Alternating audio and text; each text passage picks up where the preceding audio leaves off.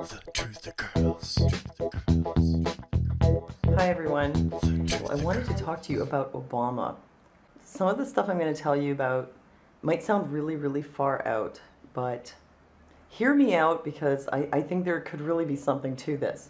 So I'm going to first of all start with the stuff you probably already know about, and then I'm going to get into some of the other stuff. So first of all, there's the birth certificate. I mean, you know, officially he was born in Hawaii, but then his nana said he was born in Kenya, and that started this whole thing. And then at one point, after the White House released Obama's supposed long-form birth certificate, the Sheriff Joe Arpaio of Maricopa County was asked by citizens to investigate this thing. Well, he hired this document analyzer expert, Reed Hayes, to look at this birth certificate, and Mr. Hayes said without a doubt it was a forgery. Okay, but I'm not here to have like a big birther discussion with you about this. I'm going to go in a different direction. So while people are discussing about whether he was born in Kenya or he was born in Hawaii or whatever, meanwhile, CIA DNA test reveals Barack Obama was adopted. Okay, his mother was supposedly a woman called Stanley Ann Dunham, and at one point she had a picture taken in July 1961 when she was supposed to be in her third trimester, according to the official story. Yet in the picture she doesn't look pregnant.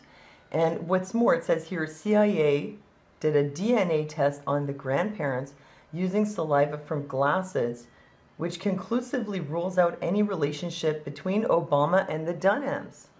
Whatever his DNA is, it's very well protected. I recently found out from Janet Phelan, investigative reporter, that Obama has people following him around, picking up any traces of his DNA that might be left behind, as in little bits of hair or saliva on a glass.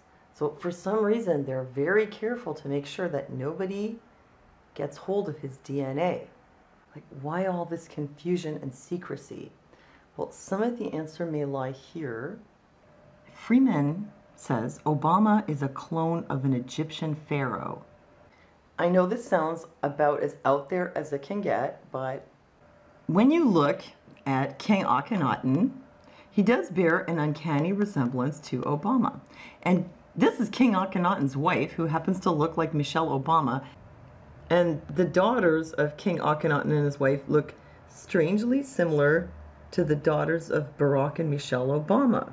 So, you know, maybe they were all cloned from the DNA of this Egyptian pharaoh and his family, and that's why he's not related to his supposedly biological mother and her parents. And another really weird thing about Obama is that he's Rh negative.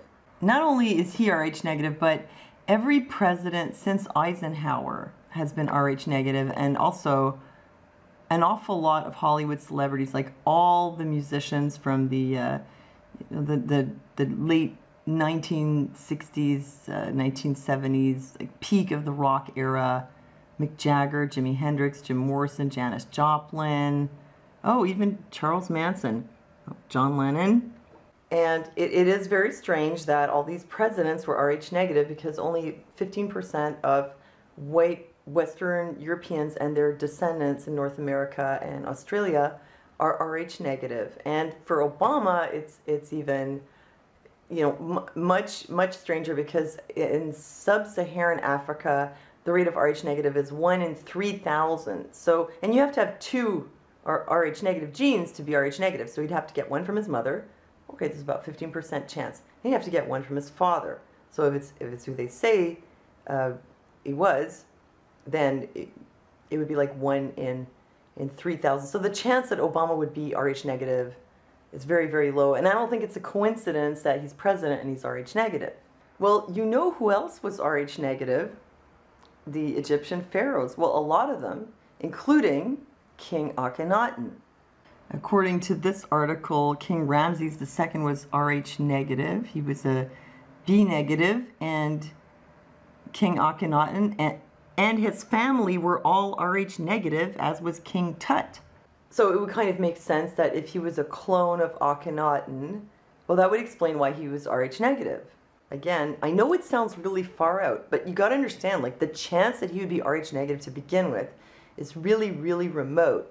And then you look at all this other stuff, the birth certificate, this mysterious pregnancy, no DNA connection to his supposed biological family, and his uncanny resemblance to King Akhenaton and Michelle Obama and the kids too, you have to consider that maybe he really is a clone, and that he was chosen on purpose. It's not a coincidence that he's Rh negative, and that's why he's the president.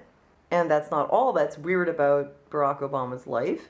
Mars visitors Basiago and Stilling confirm Barack Obama traveled to Mars. So as they explain here, there's Andrew Basiago, who is a lawyer from Washington, D.C., who served in DARPA's time travel program Project Pegasus in the 1970s. And there's fellow chrononaut William B. Stillings, who was also in the Mars program. And they say that Barack Obama was in that program with them as a teenager, and that he time traveled to Mars. You don't believe it? Well, you know what? I probably wouldn't believe it either if I just heard somebody like, I don't know, me tell them that. But as it happens, I have spoken to both Andrew Basiago and William Stillings, and in my opinion, they're not crazy and they're telling the truth. Andrew Basiago is he's a functional person. He's a lawyer in Washington. He's a well-respected person. He was in the DARPA program. So I guess it's up to you whether you want to believe them, but I wouldn't write it off as crazy talk. And it would kind of make sense that if you were going to resurrect King Akhenaton, you'd probably send him to Mars. He would be a good candidate for something like that. So this Mars traveling clone of Akhenaton, Rh negative. There's another thing that you might want to know about him. Well, he has this very strange scar on his head that looks like maybe he had brain surgery. And I know it's from Weekly World News, but don't let that fool you. See, you probably get more truth from Weekly World News than you get from like Fox News or MSNBC. I mean, these tabloids have been telling us for years that Sasquatch is real, aliens are real, the president meets with aliens.